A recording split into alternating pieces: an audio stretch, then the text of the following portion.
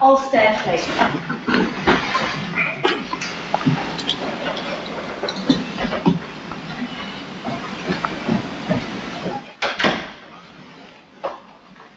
All persons having anything to do with this sitting of the Supreme Court of Tasmania, draw nigh and give your attendance. Please be seated. Yes, thanks, Mr. Armstrong. Mr. Reid. Yes, thank you, Your Honour. Your Honour, before I call Mr. Gilmore, there are some tenders that I wish to make.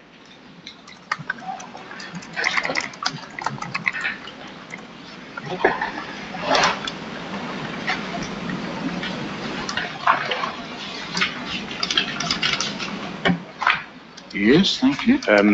Court book number 69. Which is what? Which is the TFS October 12 call log. Thank you. Court book number 98, some of which are Lawrence, photographs taken by Darren Lawrence, some were tendered, and we tender the balance. Court book 54 and 55, which are the video and transcript of Hamish Robinson.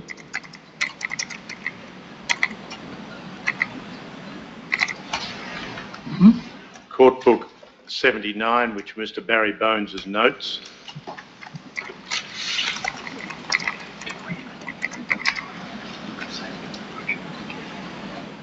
Court book 80, Mr. Walkley's logbook.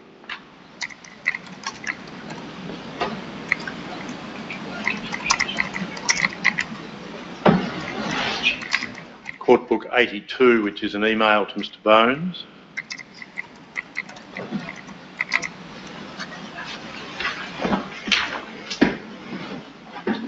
Court book 141, which is the incident call log for 141. 141. It's for this incident. It's got one, for whatever reason, one reasonably insignificant but difference at least to the call log that's already in, and it's the arrival time of Mr. Terenius that's in 141. It's not in the other one.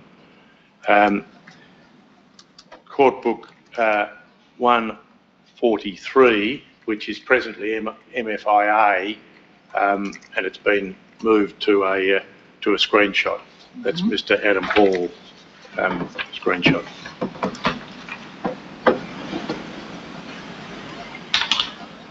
I tender those. Thank you.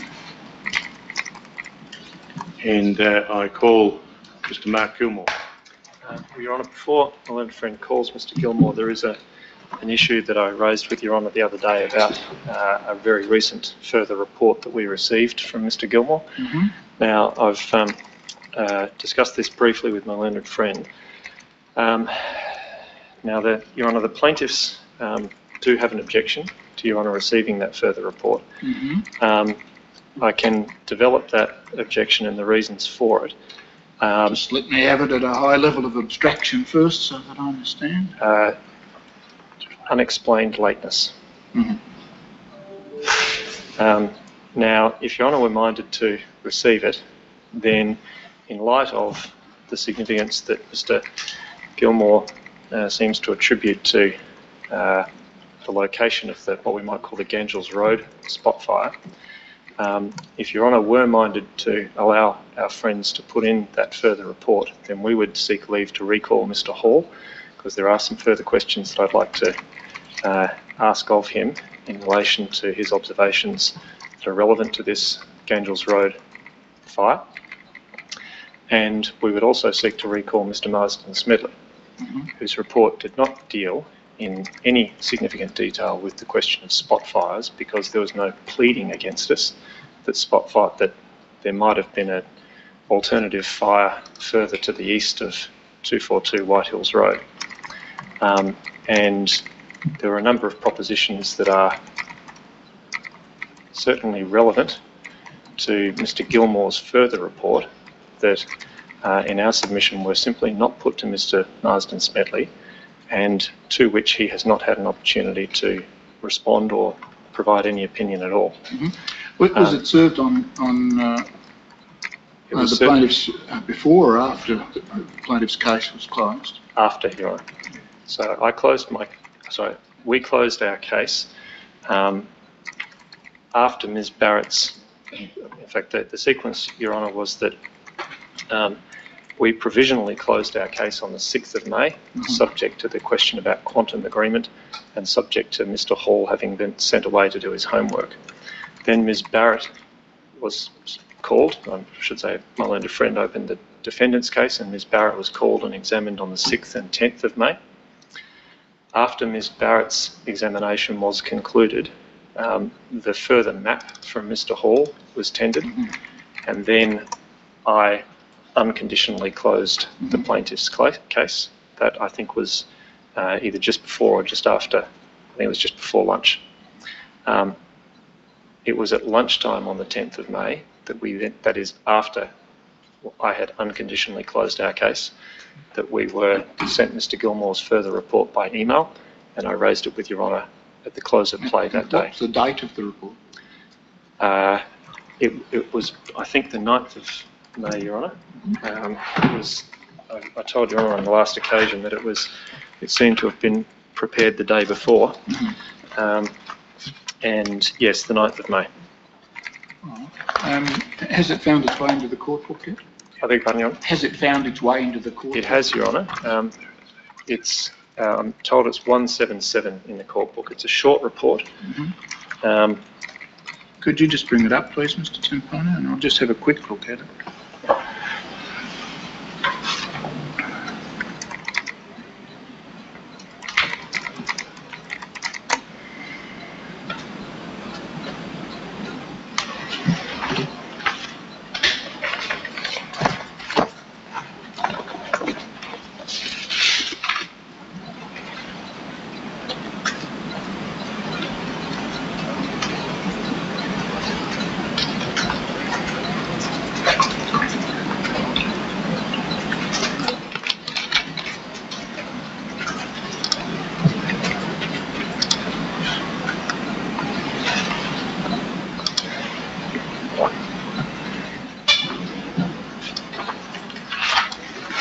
Yes, thank you.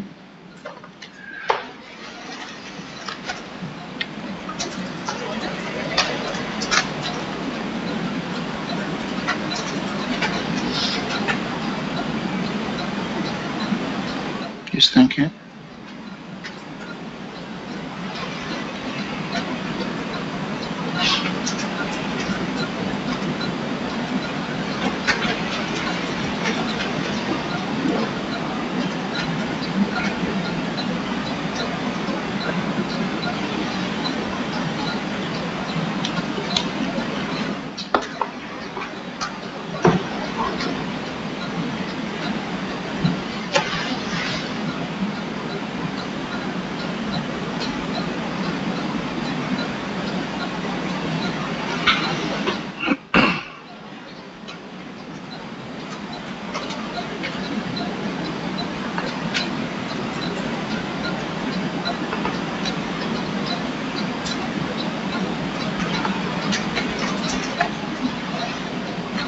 Thank you.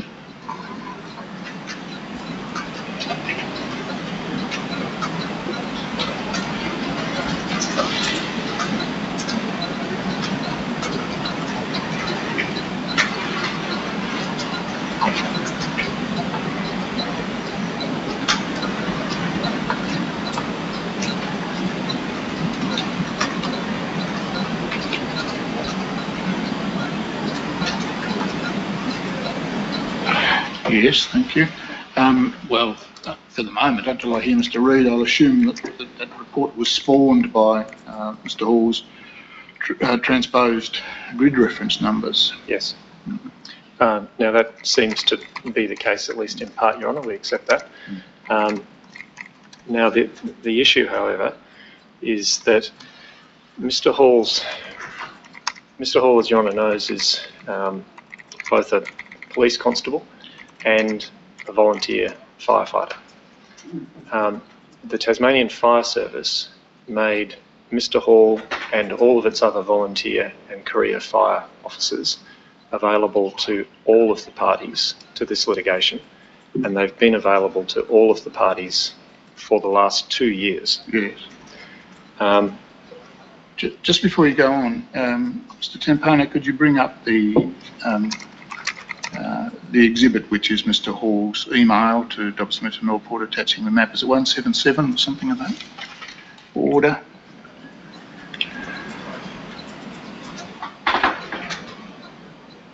Well, I just want the date of the email.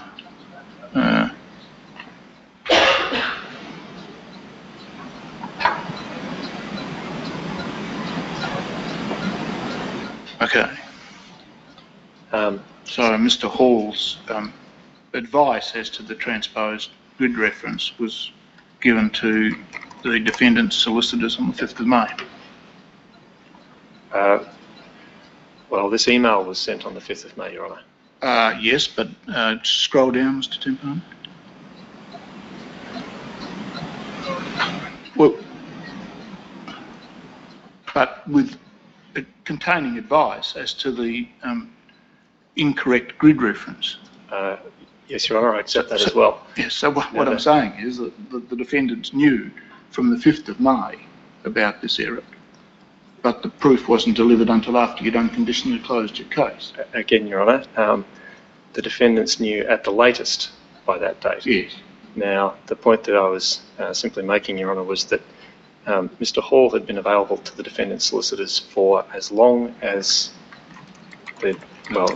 certainly for many months. Yes, but the ability to know is different to actual knowledge. I understand, Your Honour. He'd been available to them for many months.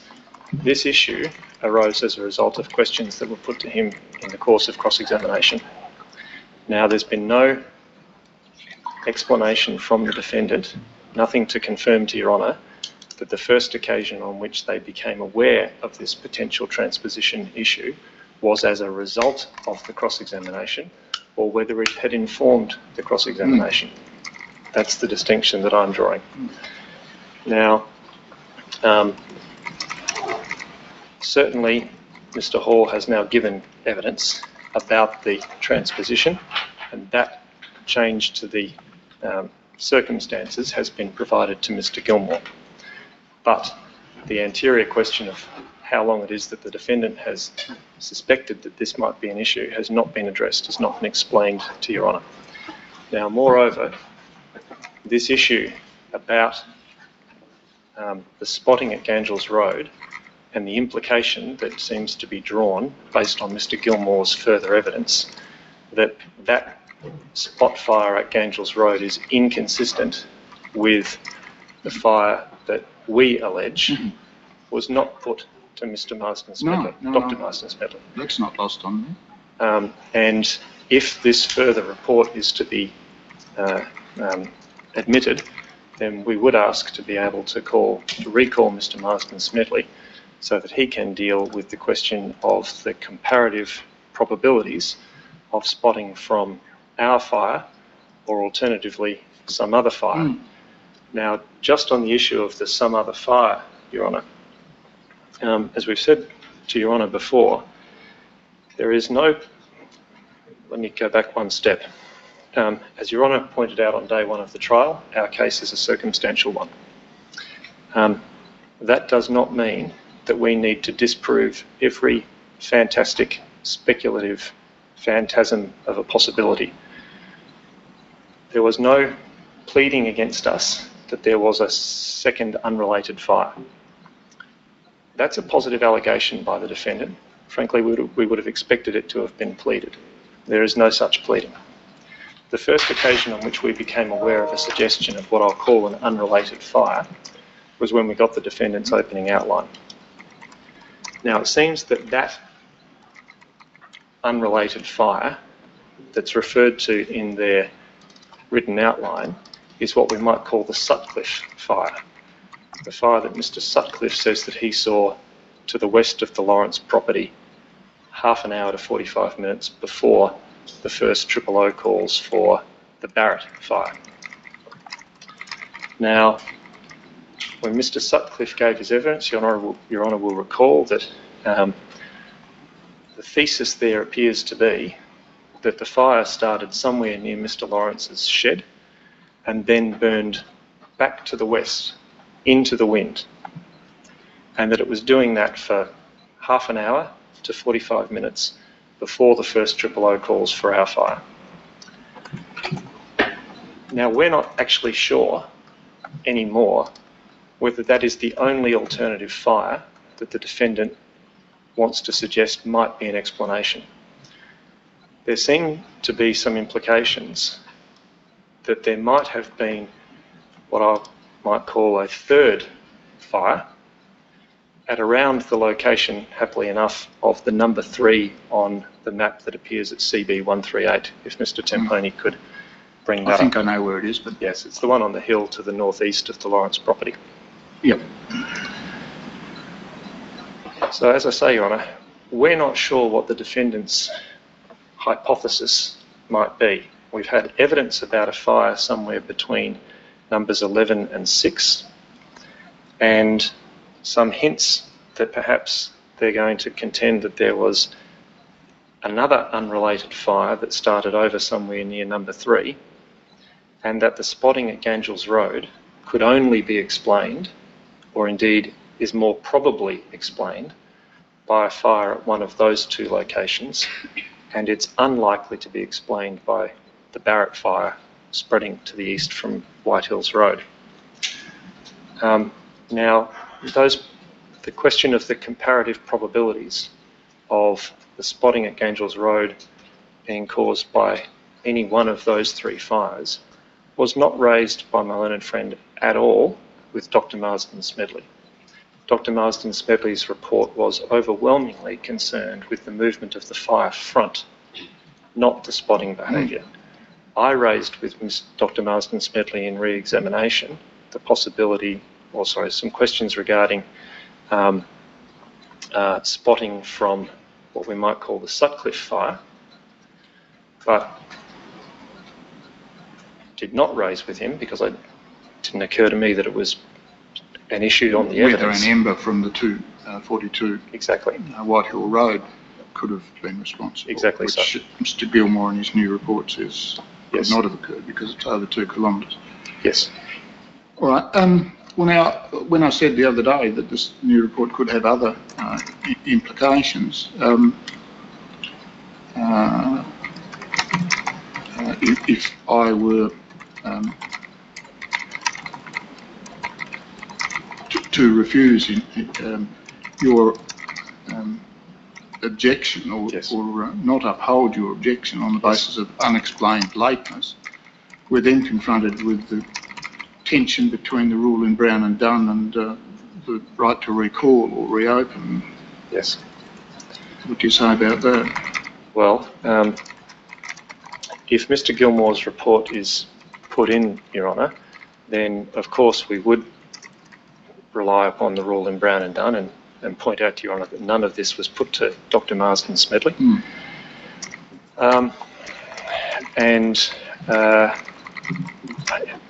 Ultimately, that's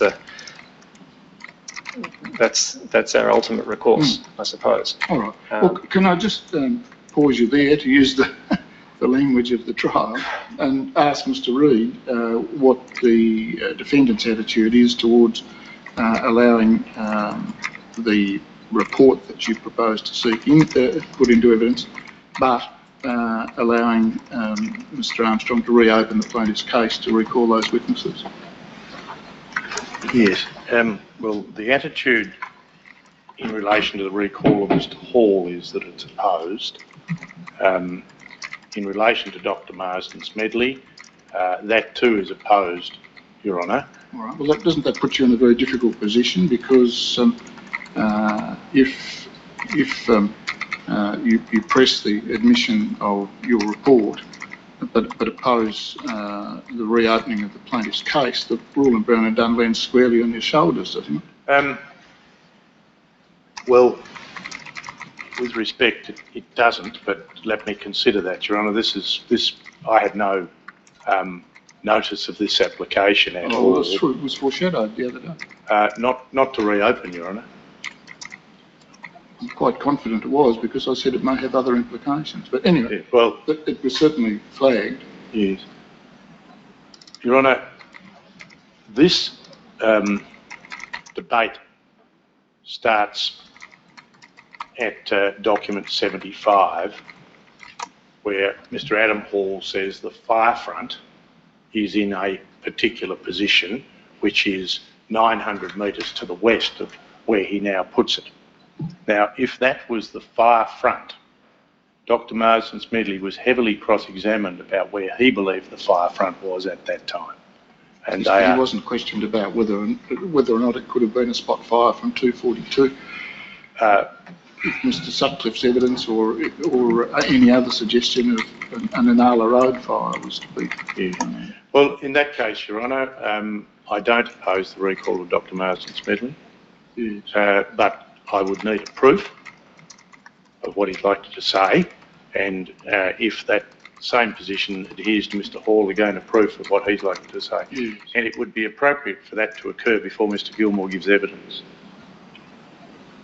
in my submission. That is both the proof and the evidence. Yes, there's merit in that. Yeah. Mr. Armstrong?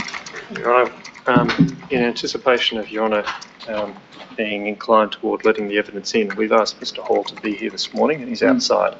Now, perhaps the most efficient way of dealing with this is for me to call Mr. Hall, lead the evidence, and then if my learned friend needs an opportunity to consider it, we could stand the matter down briefly. I think Mr. Gilmore is here in court as well. It's probably useful for him to hear the evidence. We have no objection to him sitting in for the purpose of listening to it. But in our submission, Your Honour, that's probably going to be the most efficient way to proceed. That won't cover Dr. Marsden Smedley's position. Oh, sorry. In relation to Dr. Marsden Smedley, we will ask the doctor to prepare further proof, and we'll get that to our learned friends as quickly as possible.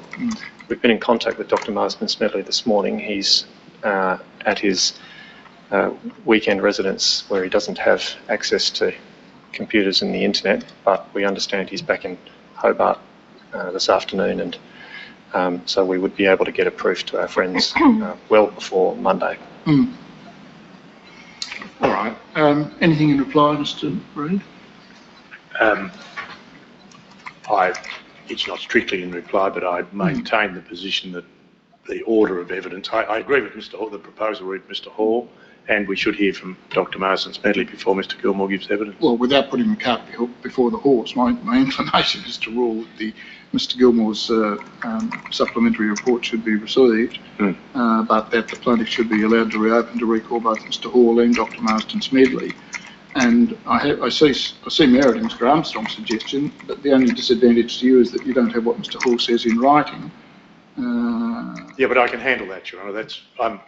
I'm happy for him to give it orally, and then if I need some time, I'll... Well, you can, and we could have an expedited transcript if necessary. Yes, I'm content with that, Your Honour. It's really the timing of Marsden Smedley. Okay. Well, Mr. Armstrong says they could have a proof to you before Monday. So. Yes. All right, so that's the course I'll take. I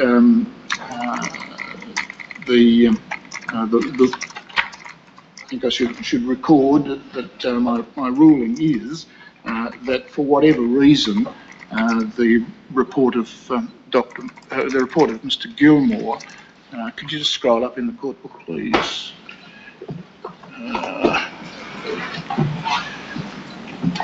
No, it's all right. You were nearly there. I wanted the date. It's the 9th of May, isn't it? Yes, it is the 9th. Of 9 May 2021, sought to be introduced into evidence by the defendants, is admitted or will be admitted into evidence when Mr. Gilmore is called. However, that, in my view, does work unfairness to the plaintiffs. This is a significant issue to the defendants, but it's also a very significant issue to the plaintiffs, and this is a large case. So in those circumstances, I will allow the plaintiffs to reopen their case, to recall Mr. Adrian Hall, isn't it? Adam Hall. Sorry. Adam Hall and Dr. Marsden Smedley. Thank you. And to facilitate that, Mr. Hall can now be recalled. Plaintiffs have leave to reopen their case to do that, and Mr. Gilmore, I note, is in court and will hear the evidence of Mr. Hall. Thank you. Thank you. Your Honour, I recall Mr. Adam Hall. Your Honour, just before that occurs, having heard the ruling. I should put this on record that it wasn't until the 9th of May that I had the opportunity to speak with Mr Gilmore in relation to the necessary changes to paragraph 142 of his report, and it was my view at the time that it was not appropriate to deliver that until Mr Hall's evidence was in, and the fact that the case was immediately closed meant that it wasn't possible to do anything better than to provide that at the luncheon break. So I want that on record. I make no criticism of counsel. Please. Yes, Thank you, Your Honour. So I recall Mr Hall.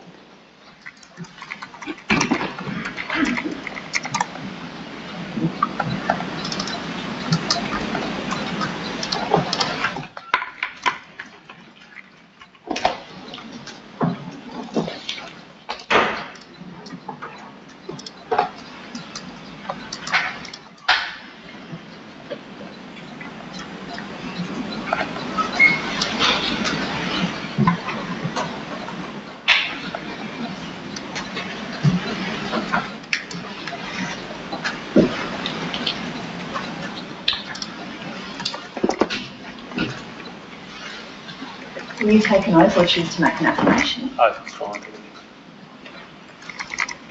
Do you swear by Almighty God that the evidence you shall give will be the truth, the whole truth, and nothing but the truth? Please say, I swear. I swear. Yes, welcome back, Mr Hall. I'm sure you had nothing better to do. Mr Armstrong? Thank you, Your Honour. Now, Constable Hall, could I ask you please to again turn your mind back to the 3rd of January 2013. And I think it's uncontroversial that you first arrived at the end of Inala Road at around 2:49 p.m. on that day. Correct.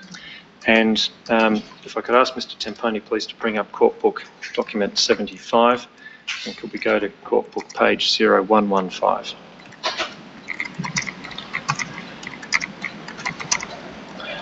Now, you see that about 2/3 of the way down the page there, Constable, a reference to Hall A at 2:49 p.m. and 49 seconds. Yes. Now, firstly, can you recall, for His Honour, roughly how long you'd been at the end of Inala Road before you made that call into Firecomms? I don't think it was very long, probably only a matter of minutes, at a guess. Okay, and then 2 entries further down, there's another call attributed to you, this time roughly 9 minutes later, saying that you're on scene with Sorrel Group 1 at the track on Gangels Road, Graham Winstanley's property. Yes. And again, do you recall how long you'd been at the track on Gangels Road by the time you made that call in? No, I think we'd literally just arrived in that area because it's around 8 or 9 minutes drive from the end of Inala Road to where we were in the bush at the end of Gangels Road. Okay, thank you. And then just for completeness, there's a 3rd entry, another 2 further down, this time at 3:03, almost 3:04 p.m. You are recorded as putting in a request that, or a report that you require further resources for property protection on Gangels Road. Correct. All right, now thank you. In relation to the first call that's recorded there, you said that you can see from these 3 calls that they occur over a total of only 14 minutes. Yes. So when you said in answer to my question about how long you'd been at Inala Road before you made the first of these 3 calls, to the best of your recollection, can you be a bit more specific as to how many minutes you think you'd been there before you made that call? The call at 14:49. That one, yes. I'm going to say maybe 2 minutes. All right, thank you. Now, when you arrived at Inala Road at roughly 14:47, and the period between then and 14:49, firstly, can I ask you whether, which directions did you look around when you got there? Mostly north and west towards where the smoke was coming from. All All right, thank you. And to the best of your recollection, did you look in any other direction?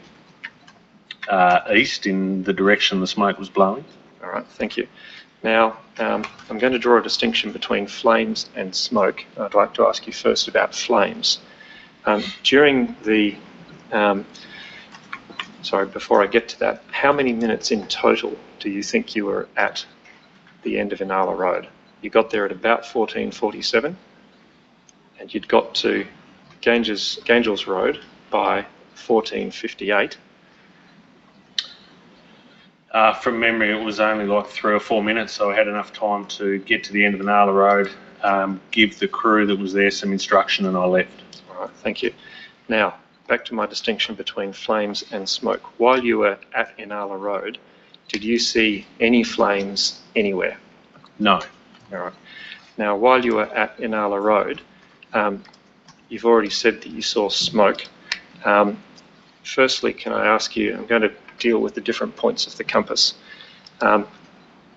From your location on Inala Road to the west, could you tell His Honour what you saw in terms of smoke? Direct west from the end of Inala Road, nothing. All right. So it was, visibility was clear, there was no smoke. Okay. Now, northwest. Smoke. And were you able to form a view about where that smoke seemed to be sourced, where it was coming from? It was over the ridge from my location towards White Hills Road. Thank you. Now, to the north? Smoke that was blowing from the northwest. All right. Northeast?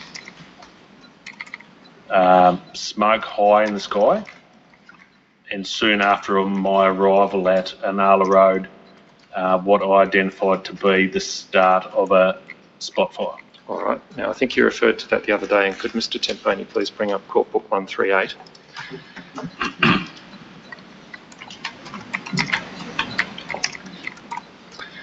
And please correct me if I'm wrong, Constable Hall, but I think you indicated the other day that the event that you just described to us, something that you thought was the start of a spot fire, was somewhere in the area of the, number 3 marked on that map, is that right? Somewhere in that area, correct. Okay. Now, could you please describe for His Honour, in as much detail as you can recall, what you observed that you have said you thought was the start of a spot fire? The smoke was very light and wispy. It was coming from within the trees and the vegetation. The rest of the smoke from what I believe to be the main fire front on the northwest was high coming over that ridge, so I was positive that it was a separate fire starting on that in that area of number 3. All right, thank you.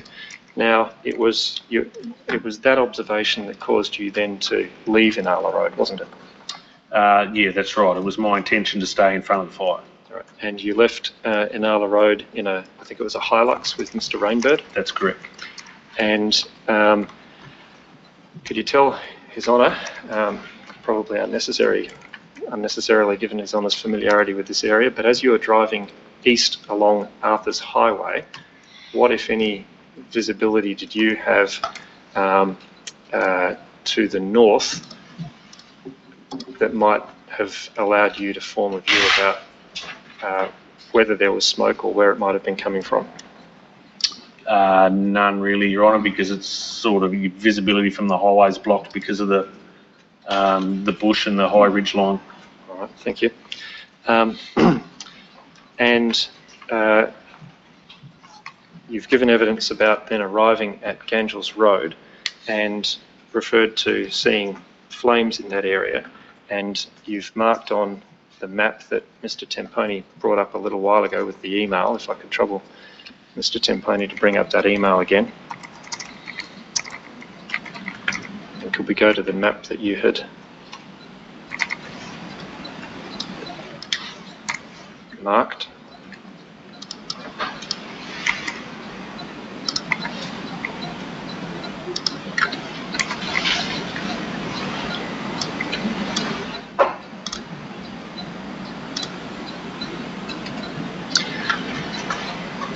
zoom in, thank you. Now, it's not a great reproduction, Constable Hall, but you're familiar with it because you prepared this document, correct? That's correct. Now, could you please describe for His Honour, in as much detail as you can recall, what you observed in terms of flame when you were at the location indicated by the black dot? That's a little bit hard to see on that photo, but essentially just below that black dot in that white clearing area, that's where the last house on Gangels Road is. So it's the property of Mr. Winstanley. Yes. So is that the... I'm sorry, Your Honour. I said I've been there. Yes. Okay. Yes. And when you refer to the white clearing, Constable, there's a large white clearing, and then right next to the black dot there's a smaller, skinnier white clearing. Which one are you referring to? The larger one. Okay, could Mr. Temponi just circle that? Yeah, that's right.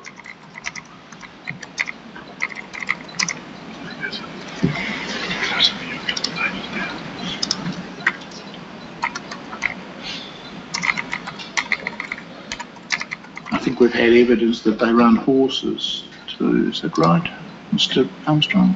Yes, I think it's been described as a horse property, right? So is that the... I'm sorry, Your Honour. Yes, I think it was actually Mr. Skelly said that it was reasonably well cleared in that area because they ran horses. Horses. Yeah. Thank you. Now, you talked about the white spot, Constable Hall, and I think I interrupted your description of what you saw in terms of flame. That's okay. So from that clearing, I could see that there was further smoke coming from down in the gully, which is where that black dot on the map is. There are a number of bush tracks which we could access, which travel in the northwest direction from Mr. Winstanley's house. And we continued down the tracks until we could find the location of where that smoke was. And at that stage, I radioed Firecom and provided them with that sit rep that there was fire in that area. It was only small flame, probably only from memory 2 feet high. It was across the track that we were on, and the fire didn't appear to be overly big, probably less than, at a guess, 200 square metres.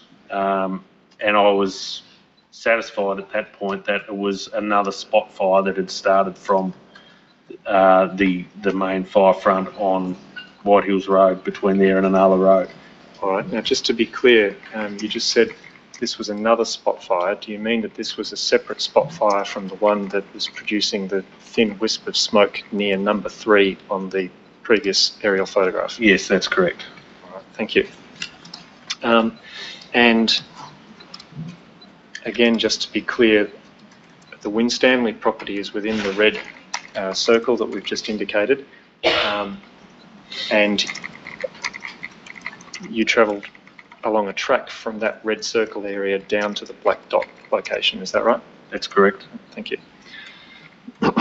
Now, after you observed those flames and that fire that you've described as a spot fire, could you please tell His Honour where you then went? We returned back to Mr. Winstanley's property. We're obviously in a vehicle that had no firefighting capability. It was then that I made the request for further appliances to come and assist with structural protection. We waited a short time at Mr. Winstanley's property until Runnymede heavy tanker and their crew arrived and conducted structural protection on that property. All right. Now, His Honour has been to the property, as His Honour said a moment ago, Constable Hall. And from the Winstanley property, as one looks across to the northeast,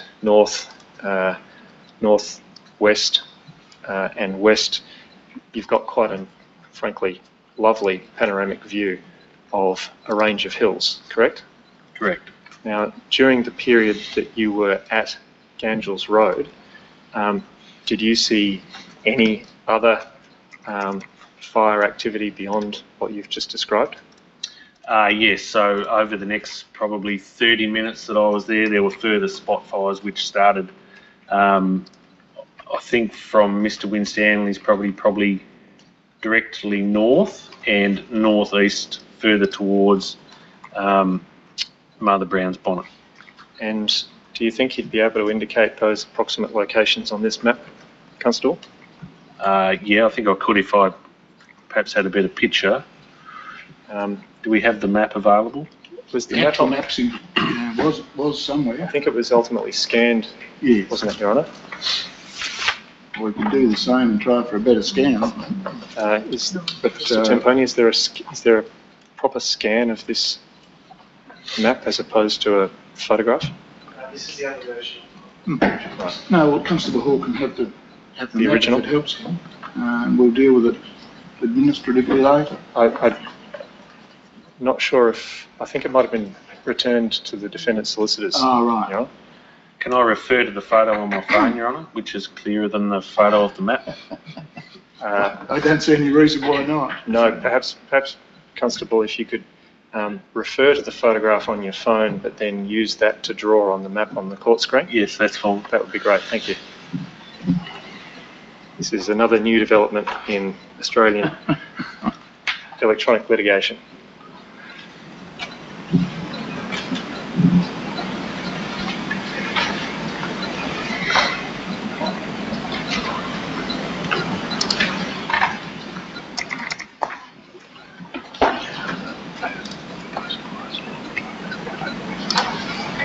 Okay, so how would you like me to identify the points? Yes, please. How would you like me to do Well, that? if you just direct Mr. Tempone with the little red dot on the map and tell him when to stop at any Okay. given spot. Yes, Your Honour. Just go left, right, up, down. Yeah, right. Right. Stop. Probably around in that direction there. We mark that with a little X. You happy with that? Yeah, Constable? that looks pretty good. And can we label that A?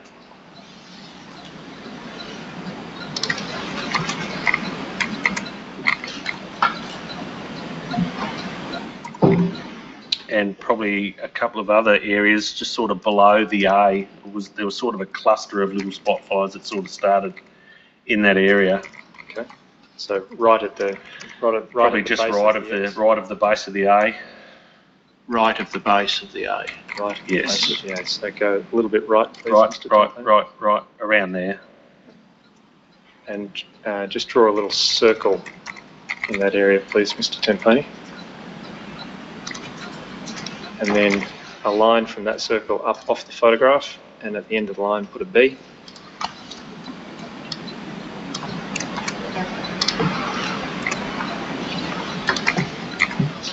Any others, Constable? No, not really in that location. Like I say, there was a small cluster of smoke which came up, or a number of small clusters which came up, which I identified as being separate spot fires, but they soon became one. It wasn't over a big area. Right. And is that the group that you've just marked B? Yes. Right. Thank you. And then I thought you said before that there was some over further to the east again, or are they misremembered? Yes, but I think that's off this map.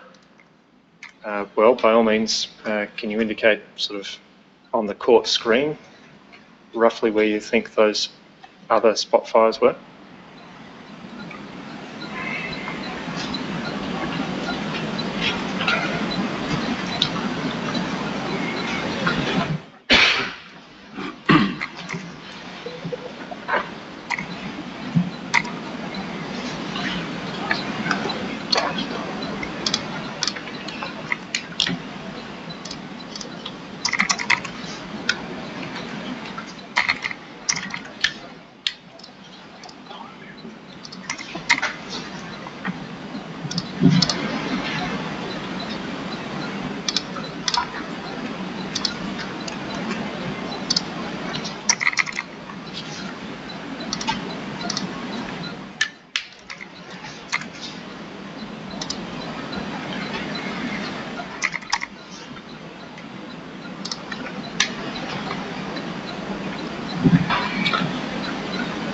I think that's probably it from that location. There were further spot fires, but I didn't observe them from Mr. Winstanley's property. Okay. well. Firstly, where were you when you observed the further fires? On the Arthur Highway at the entrance to Blue Hills Road. Okay. Mr. Temponi, could you bring up the aerial photograph that has the road system marked on it, please? I'll tend to that previous photo, please, Your Honour. Yes, thank you.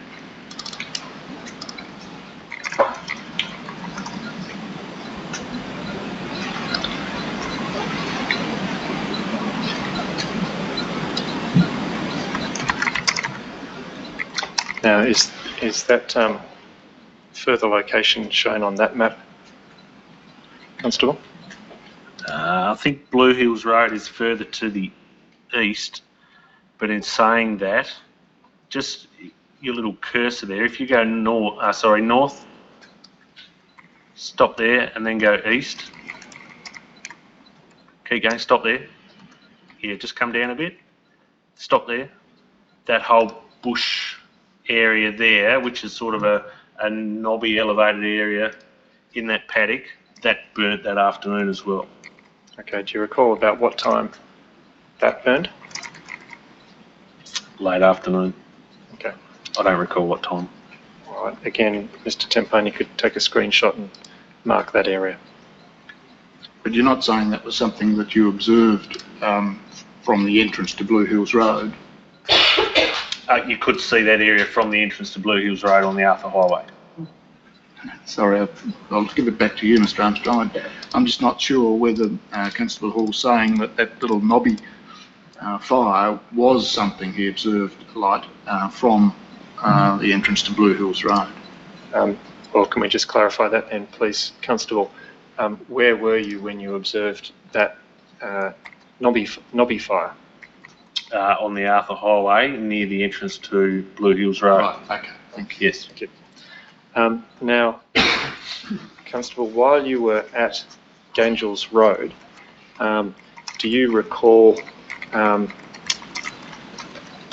from what direction the wind was blowing, at least predominantly?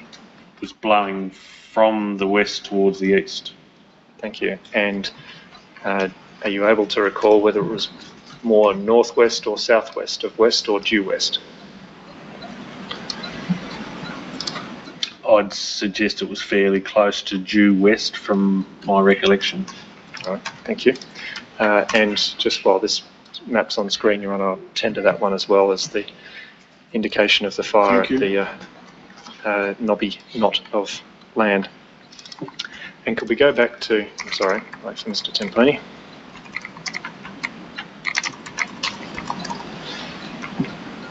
Could we go back to the photograph that the constable drew on?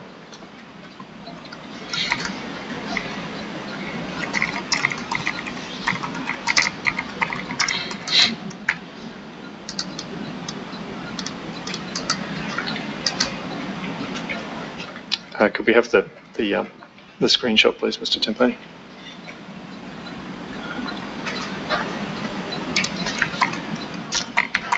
Thank you. Now, Constable, can you recall what approximately how many minutes there were between you observing the fire at the black dot and then the fire that's marked with A? I'd suggest it was probably around 30 to 60 minutes. I can't recall exactly. Okay. And then how many minutes between observing the fire at A and observing the cluster of fires in the area marked B? That was sort of all probably within perhaps 20 minutes, and it wasn't long after that that I left that area. All right, thank you. And do you recall how long it was after you left that area that you saw the fire that we indicated on the other photograph at the knobby area? Look, again, I'd be guessing, I can't recall, but after I left Gangels Road, we proceeded to Kellerby Road and started door knocking residents on Kellerby Road, and we did that for probably an hour, just to give people the heads up of they were potentially in the fire's path, and to also, I suppose, do some structural triage and work out which properties on that Kelly Road were defendable and which weren't. Hence, we were quite a bit in front of the fire. But I think we maybe did that for an hour before that fire started, spotted on that knob. All right, thank you. No further questions. Thank you, Your Honour. Yes, thanks, Mr Armstrong. Mr Reid? Yes, Your Honour, I'll take the option of the expedited transcript if I might, Your Honour. Yes. And before I do that, Constable Hall has been using his telephone for some photographs. If he'd be kind enough to email those so that we can see them with their metadata, presumably, that would be also assist me in preparation. Yes, I think we could do that. You've got a smartphone? Constable Hall? Yes, Your Honour. Well, I'll get my associate to give you my Chambers email account and to give you a hand, just email to that account the photos you've been referring to, and then we can distribute them to Mr Reid and others. All right. If I could, sorry, Your Honour. Yes, sorry, Mr. If I can just say the map or the photo that I was referring to was that map. Was that map and nothing else? Google Earth. And Google Earth. Oh, I'm sorry. I understood these were photographs that had been taken at the time that he was... No, I didn't get that, but I didn't know whether Constable Hall was just looking at the map that we've got on screen or whether he was looking beyond that. Then he was, but by the sound of it, but on Google Earth, not on anything other. So there's nothing special that he's got there? Just his map was clearer. Well, if there's nothing special there, we don't need to worry. Yes. Okay, thank you. All right, well then I'll